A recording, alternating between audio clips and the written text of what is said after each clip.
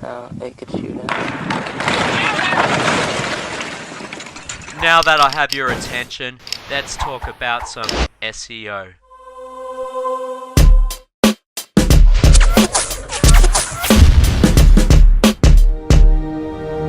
Hey guys, Andrew here. Thanks for joining me again. Today I'm going to be talking about keyword research. This is one of the main themes of SEO that a lot of people get wrong, and I cannot stress this enough. If you aim for a keyword and get it wrong, you could be wasting thousands of dollars going after that keyword and end up getting no traffic at all once you reach the top of Google.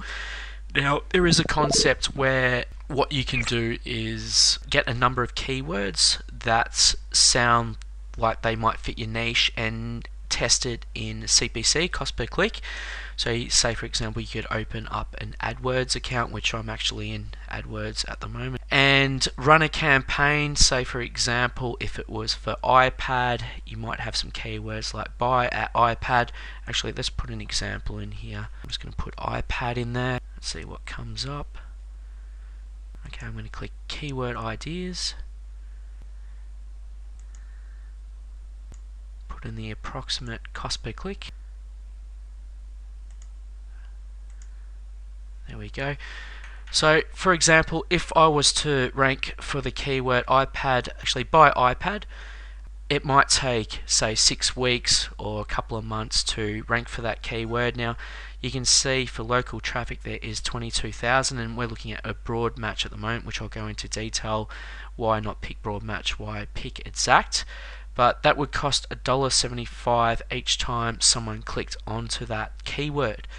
The advantage of doing this first up before starting your SEO campaign is that you can test this keyword by iPad, or you can test the keyword cheap iPad. Now say for example this sounds like a really good keyword by iPad because it sounds really targeted, it sounds like, but if we test it and we end up spending like $500 and we get no conversion rate, however with cheap iPad for whatever reason we do start getting conversions, then this might be the better keyword to use in SEO and rank on Google. So sometimes things are surprising. Keywords that sound like they should convert, I think buy iPad would be the best keyword. By testing it with AdWords, it's a quick way to do market testing to actually see if there is demand at the top of Google for that keyword. AdWords converts a little bit less than organic, I've found. They say it's like the 80-20 rule, 80% go through organic, 20% through pay per click. It's always worth doing a little bit of testing before you spend the big dollars and try to rank for a certain keyword. The first thing I would do here is change broad to exact. Now why I'm doing this is just explain what each one means. Broad means that it could be, let's use buy iPad, so it could be the word like say fantastic in between buy and iPad and another word after it. That would be a broad match. A phrase match would mean that buy iPad is there but the person also types in a word at either end, but buy iPad is still together within the phrase. Exact means that you don't have any keywords on the right or left or in between. It just means that whatever the keyword that you're bidding on will come up. I like to pick exact because this is the most targeted way of doing it, and it just means that that exact keyword is being typed in. Let's have a look at some of the examples here. What I'd first do is look at the local monthly searches and put that in order. If you were, for example, targeting globally around the world, I would probably order it by global monthly. So let's actually look at that because the search volume is a little bit higher when you go global, and I prefer to do that depending on the niche, of course. Like some things are only popular in certain countries and it is better just to target that one country. Anyway, with global monthly searches, you can see iPad is the most popular keyword, which is 3 million. And by the way, local monthly searches at the moment is set to Australia, but I am actually logged in through an account that's set up through Australia, just to explain that. Looking at those keywords there, people typing in iPad may just be looking for information on iPad before they buy on another platform they might be about to buy on Amazon. So what you probably want to do is find a keyword that's a little bit more targeted. So let's have a look through these. So this sounds like a keyword that a person's already done their research and they know specifically what they want. So this might be a little bit more targeted. Let's see if we can find a better keyword here.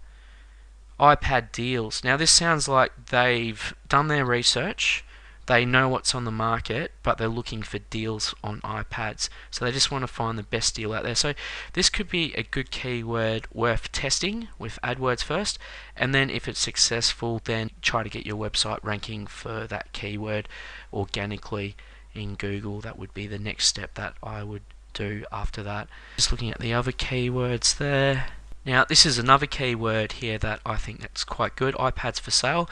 Obviously that's got some buyer's intent in there, and I could imagine that keyword converting quite well.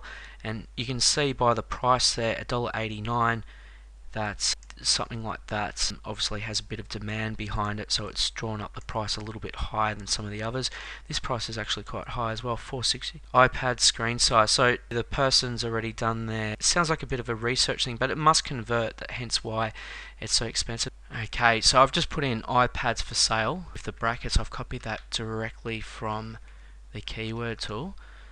And as you can see, a lot of people have got ads going at the moment, so it must be providing them some form of financial gain, otherwise they would not be continually spending the money if these were not converting. So there's some good signs there to say that this would probably convert quite well in Google. Now if I use my SEO Quake tool and hit the question mark, you'll notice the page rank come up on the left hand side. And just looking down that page, I noticed that the average page rank is probably about 2 to 3. So I'm guessing that it would not be too hard to rank for that in Australia. Obviously this is set to .com.au.